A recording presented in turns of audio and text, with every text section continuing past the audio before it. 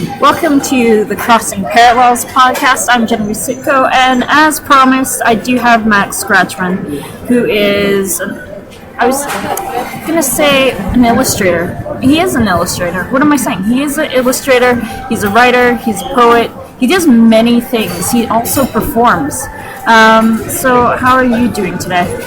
I'm doing pretty good, Jen. Good. Do you have any projects in the works? I have, how many projects? Quite a lot, actually. What would you like me to tell you about? Oh, I've seen your artwork. I really like it. You designed your business cards, didn't you? I did, yes. I love them. Oh, good. You need to check them out. Where can we find you if we wanted to find you? Easiest place is my website, which is www.maxscratchmann.com, and Scratchmann is spelled SCRATCHMANN, and that will get me. That's really good. Yeah, I highly recommend it. So how did you get into illustration? I got into illustration actually by accident, in that when I was at school I wanted to be a theatre set designer, and I was actually very much into art and painting and whatnot, and I was a kid from Dundee who was 17 and knew nothing, and the only art school at the time doing theatre design was the Central School in London. So I hopped on a sleeper from Dundee and went down and wandered around London like a lost soul, going, "Whoa!" And I went in, and nobody had prepared me as to how to actually conduct an interview. And these guys were saying to me, "And what contacts do you have in theatre?" And I was saying, "None." So that kind of fell flat on its face. And I had a very pushy English teacher who was pushing me to go to university. So I went along and did a degree in English literature and was trying to make a living very unsuccessfully as a journalist. And an editor had said to me, "I really like this article, but have you got any pictures to go with it?" And I said, "No." And he said, "Well, we need something." I said, "How about if I draw you something?" He says, "Can you draw?" I said, "Oh, yeah, a bit." So I drew these pen and ink illustrations for the article. And to my surprise, he paid me for them as well as the article, and he paid me as much for the illustrations as the article. The article had taken me a week to write, the illustrations took me about an hour, and I thought, hey, this is good. So that was the ignoble start to my illustration career. Wow, that is good. I enjoyed that story. I find the arts is probably the hardest thing to maintain. Yes. Like we were talking about earlier, and we were both saying on the hard times it's horrible because you don't want to be on benefits and you want to sustain yourself and you don't really want to ask anybody for money. But it's also getting the correct clients, because if you don't have clients, that's when it's really hard. And what do? If you don't have savings, it's rough. You beg in the streets. You beg in the streets. You take jobs in call centres. You teach. You do all sorts of rubbish. It's true. You do everything but the thing you want to do. That's it. It's called survival. Yeah. Well, my what would you say? My ethos is to take the thing that pays the most amount of money for the least amount of hours. So if you have to do something else, do it for the minimum time possible. I've also learned how to live on a very small amount of money each week. So yeah, me too. Fun dies sometimes. Yeah, it does. It's like yeah. Hey, I'm a lot older than you. I've done this for longer. It's not very comforting, but thanks.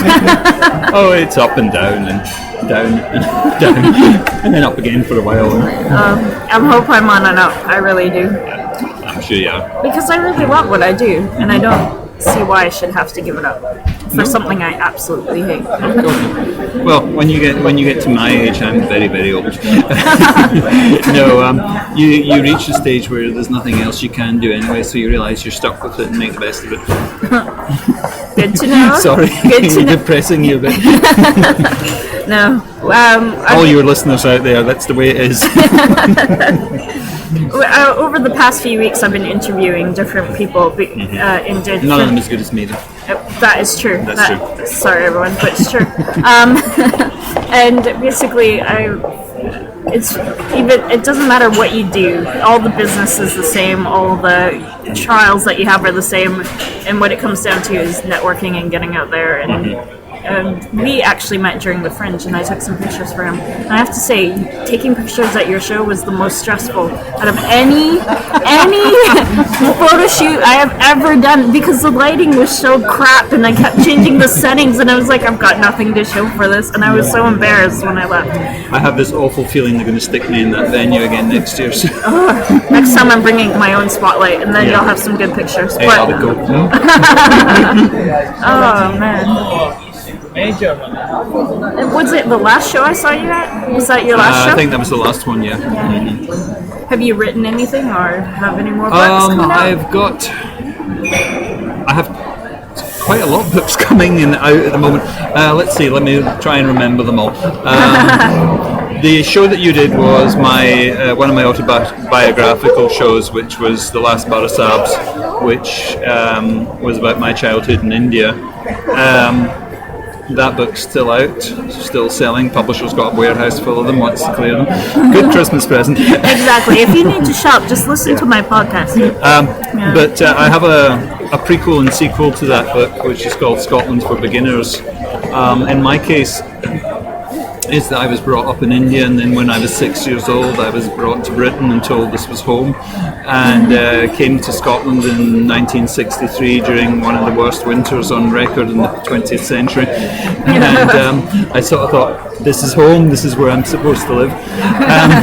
So that book is about learning to adapt to your homeland when you're really a foreigner, and it's if I say so myself, a very funny book. Can we find all this with Poison Pixie? Yeah, you can find it on poisonpixie.com, or if you look me up, Max Scratchmann, on Amazon, I have an author page there. You'll find everything there. I've got a new book of poems out as well. It's also illustrated by me. It's from a company called Peculiar Poetry. We have a website which is peculiarpoetry.com. Says it all, really. Says it all, really, yeah. But it's a bunch of us all sort of seedy middle-aged guys who are curmudgeons, and we thought we'd turn our hand to collecting all our Christmas verse, which is usually about how crap Christmas is. So if you have a really cranky old relative that you can't think of anything to buy for, it's the Peculiar Poetry book of Christmas verse. Sorry, it's funny Christmas verse. Well, it's supposed to be funny. We think it's funny. Well, we all need a laugh, don't we? Yeah. And then I've got a new book coming out next year, which will also be my Edinburgh Festival Fringe show. God, is there no end to the stuff I'm doing? It's called Moving Images. I think that's what it's going to be called. The publisher might change it between now and and next August. But what it's about alternative cinema, and not cinema as an artistic thing, but the weird ways that I've seen films in my life, which ranges from being out in India and the British Information Service coming along with a projector and a screen on the side of a Land Rover and showing films outdoors at night. I remember camping with my family, and in the middle of the woods they'd just have this wooden kind of amphitheater, is that what it's called? And we'd sit, and they'd give you the bear talk first. They're like, this is what happens when you get attacked by a bear. And then they'd show films outside, and we just thought it was the neatest thing until it started to rain. Yeah. Well, we did this in India, but it used to be quite funny because they used to show ancient British Information Office films. So you got everything from cartoons to, how to construct a Morrison shelter during air raids. Just whatever they had. I don't think they used to bother to look. They just sort of pulled 10 films out the back of the van and showed them. But also in the 70s, before video came along, if you were into cinema as I was, and you actually wanted to own films, you had to own them on 8mm or 16mm. And I became involved with film collectors. See, I used to archive film, and it was horrible because we'd have to do it in the big vaults, which are cold, like refrigerated, and it took forever. And the 8mm 16, like all this lost footage you had to organize. It took forever. It would, yeah. These guys, though, were absolute fanatics. They used to build little cinemas in their attics. And I mean, some of the really weird ones used to sort of dress their wives up as usherettes. Oh, and the availability of films, it wasn't like, buying a DVD or something like that where you just went and you got the film. Films were always excerpted. So if you wanted, the big film at the time was Star Wars, and to get Star Wars, it was a 15-minute excerpt. So they condensed the story down to 15 minutes, which was, hey, let's go to Alderaan, droids, the Death Star is dead, oh, that's it, finished. It's good for people with short attention spans. These things used to cost like 35 quid to buy, which is just unbelievable nowadays. But if you got the real fanatics, there used to be the 5-minute version of Star Wars, which had scenes on it which weren't on the 15-minute version. So they used to buy 2 of them and splice them up. So as to have, we've got the super long, oh, did you splice it yourself? Yeah. Did you use tape splice or cement? Oh, I'm a cement man myself. It was just an absolute crazy world. I used to do film, and I used to do 16mm, and we used the Steinbeck where you had to cut everything and then tape it together. That's right, yeah. Hours of matching and set. And the frame alignment used to go and everything. Anything was sweet, she just wanted to poke your eye out. And then if you got really into it, of course, the thing was to get 9.5, which was an obsolete gauge. But what 9.5 was they'd taken 16mm and stripped it down the edge to take the perforations off, and then punched holes up the centre of it. So it was perforated up the centre with a single perforation. But people used to love it for vintage films because it used to have such good picture quality because it's like 16mm. And so if you wanted to collect old Betty books or Popeyes or anything like that, it was, you've got to get 9.5, man. And there was an alleged print of Nanook of the North that used to kick around that people used to always say, yeah, I've seen that. Have you really seen it? So as you can see, it's going to make a really weird book. I know in the olden days, especially in North America, where they'd have one film and of course they'd have to ship it to different cities, and they'd have to pay a fee. And I was told this, I don't know if it's true, but they finally eventually went to the Yukon, and because it was too expensive to send the film back, they just dug a hole and buried the film. And because it's so cold in the north, it actually preserved the film. So when they dug it up, they restored the film, and they could actually watch these like black and white things. Cool. It's just, that is so weird. Fascination. Yeah. So those are my books. I also have a book. I have a little ebook of poetry that sells on Kindle. It's called Body Strippers and Candy Strippers, which is lovely title. Which is it's funny poems about sex, and I've been persuaded to illustrate that. So that's my current project, but I'm not sure when that's going to be out. Probably next Christmas or something. Well, at least you're busy. At least you have projects in the works. I have projects in the works. Yeah, I'm not seeing much money for any of them. Hell, that's the way of it. You know what I think is really funny when you watch a Hollywood film and there's somebody in the course of the story, usually some rom-com, and they're writing a book, right? And they're writing this book, and usually near the end of the film, somebody's bought the book, and there's a shot of the exterior of a bookshop, and there's a huge window display of this book that they've written.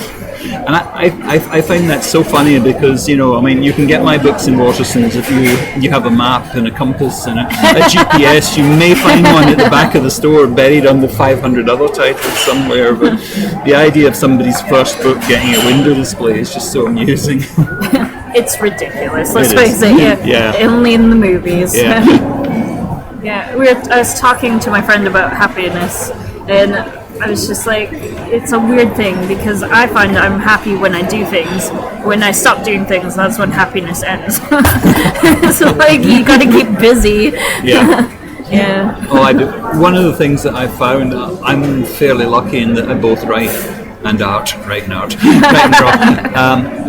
that some of my friends who are just purely freelancers with illustration is that you just sit around waiting for the phone to ring, and you can sort of go 2 months, 3 months without any work coming in. Then of course you usually get 3 jobs in the same week, and they all want something by Friday. That's the way it is.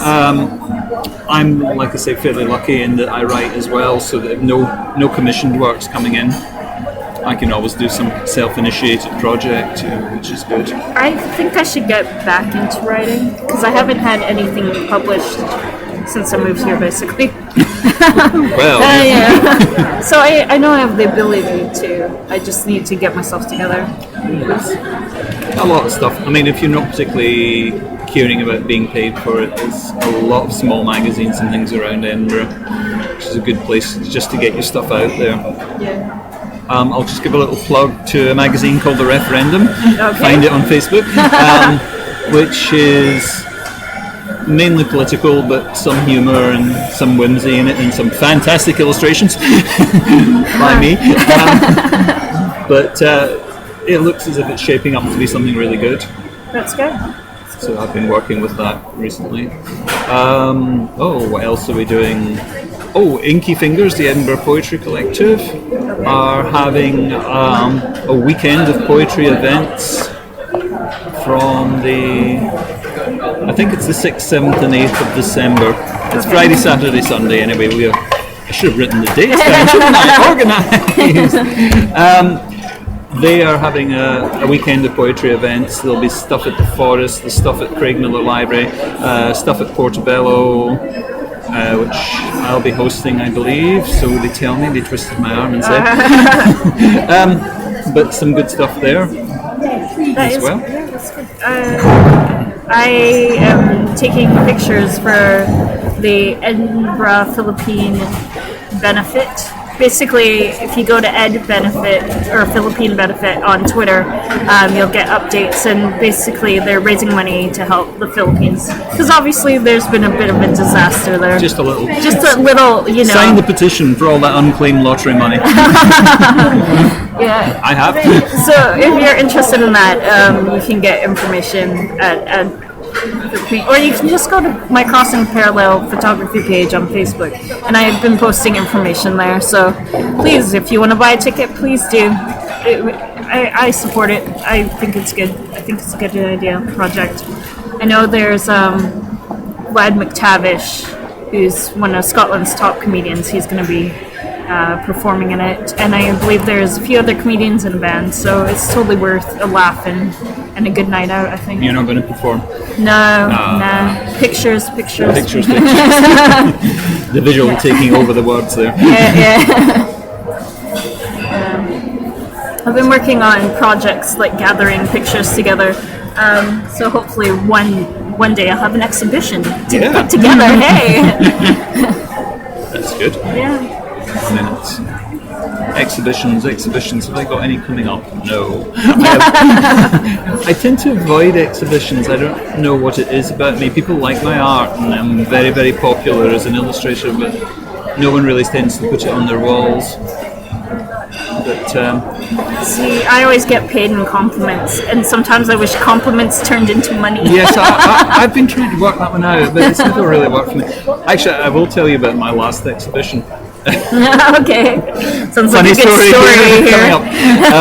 No, I'd applied, it's a couple of years ago when I still lived in Aberdeen, and I'd applied for an artist residency, and I hadn't got it. I hadn't got it, but they'd said to me, we really like your artwork, would you do an exhibition for us? And I thought, yeah, cool. And they said, would like something on local history. And I thought, well, I've only lived in Aberdeen a year and a half. I don't really know anything about local history. And what the hell would I do that was relevant to local history? They said, oh, well, be creative with this. I hate that. I hate that. Be creative. Be creative. Which really means what we want. Your guess is as good as mine. Yeah. I thought, well, okay. So I did a fictitious exhibition about stage magicians in that I made up a derelict theatre in Aberdeen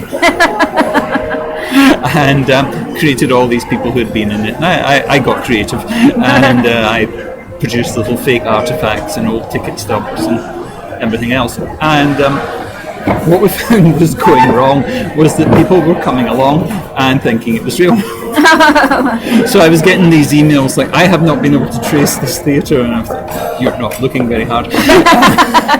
And then the Glasgow Herald came up and reviewed it, and they thought it was real.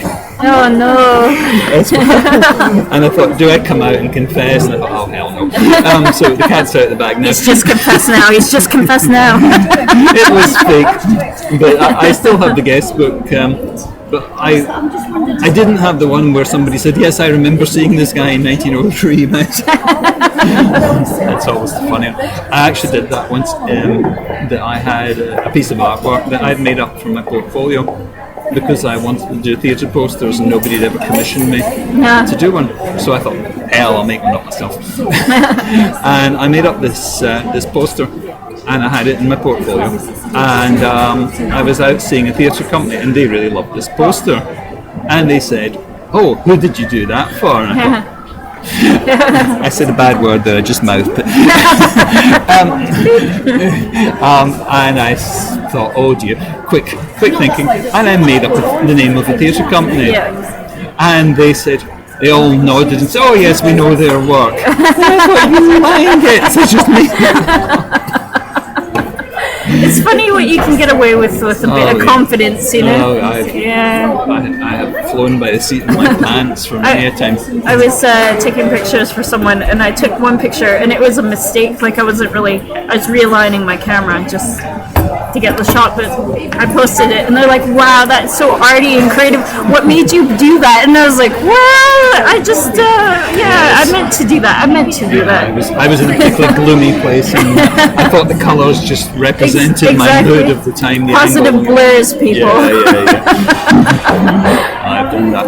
I mean, it's one of the things for all you budding freelancers out there, is that it's getting increasingly difficult to land interviews with editors or art directors nowadays, so you have to think on your feet. And the thing that drives me mad when I go down to London is people say to me, just leave your portfolio, and I want to say, like, I've got nothing else to do all day, leave my portfolio with you. But I'd shown up at somebody's office, I can't remember who it was now, one of the larger publishing houses, and the guy had said, leave your portfolio at the reception, and I thought, the hell I'm doing that.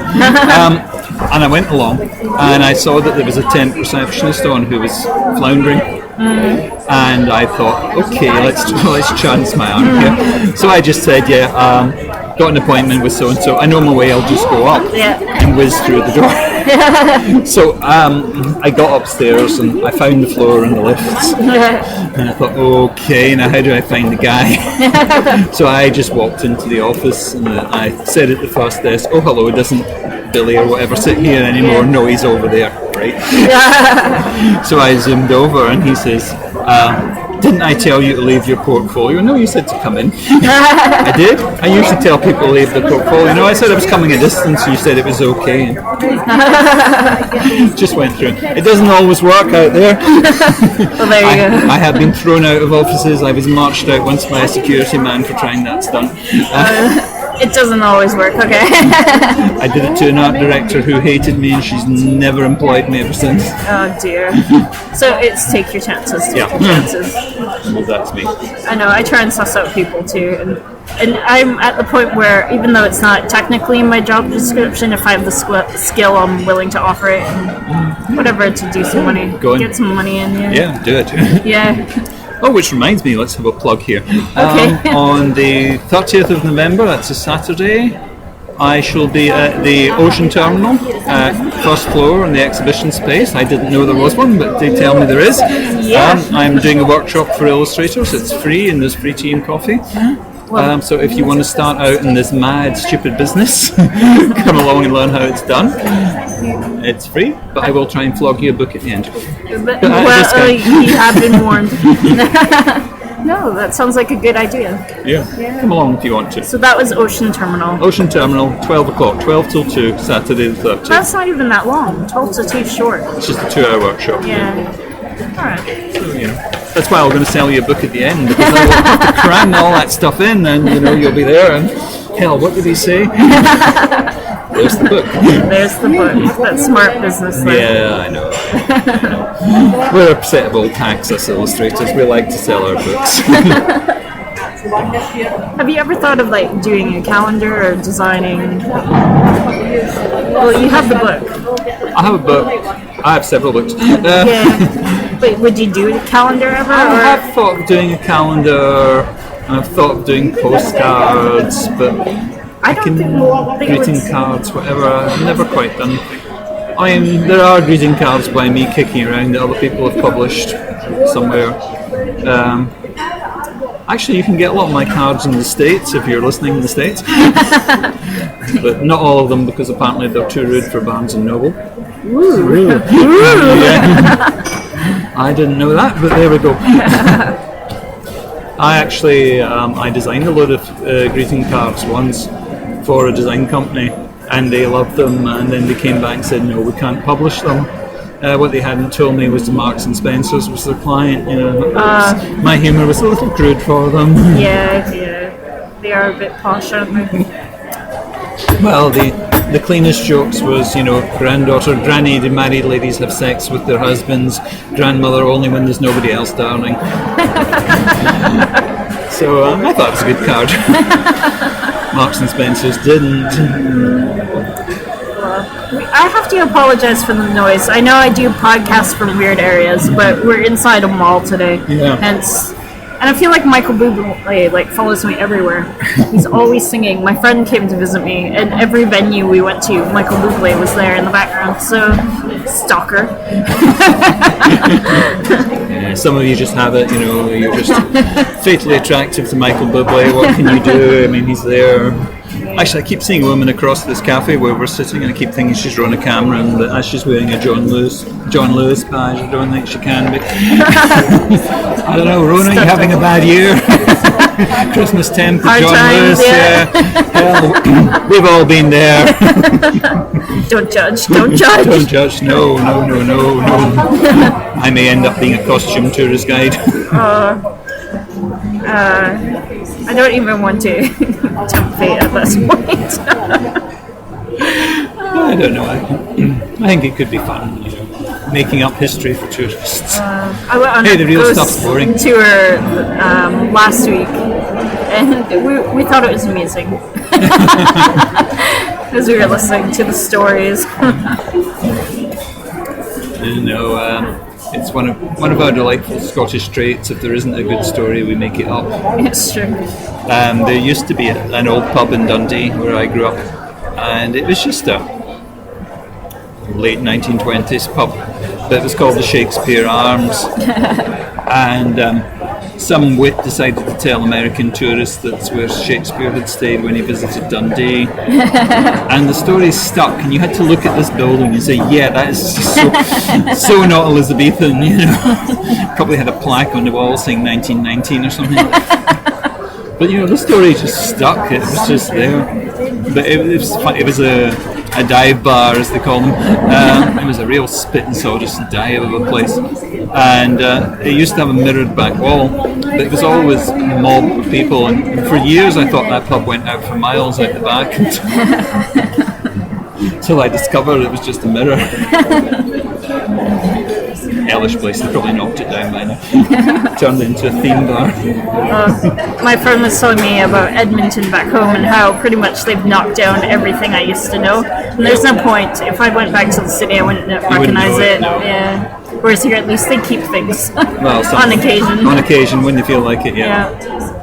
But I haven't been back to Manchester for a while. I used to live there. And I left just after the IRA bomb, which took out half the town centre. But they were reconstructing stuff there, but they wanted to keep the look of the streets. So they demolished all these buildings, but they left the front facades on, and then built shopping malls and cinemas and things onto the back of them. Okay. So you have these, Victorian fronts, and then you just go into completely modern buildings. I haven't seen. I don't mind that. Never actually. saw. Well, it was a good idea. And like I say, so much stuff had been damaged with the bomb anyway. So It was very scary. Yeah, I haven't experienced anything that scary. No, I was working in a call centre at the weekend at the time, and we didn't know, of course, because nobody had evacuated us. And we were all sitting there, and there was suddenly this noise, and the windows all sort of buckled inwards. They didn't break, but the glass actually bent, which was just something strange to see, and we were sort of like, what is that? What's happened? You know? And then they evacuated us, so we all went bombing down the fire exit, and there were these workmen who'd just laid a new floor, and we were saying, there's a bomb, we're being evacuated, not over our new floor, get back. So we all got sent back out the ordinary exit, which was very, very strange. We're going to be blown up, not across my good floor. I've been working on this for hours. Yeah, that's basically it. You don't cross Manchester workmen. That's like a British sentiment, like, yeah, stuff's going on, but carry on. Carry on, yeah.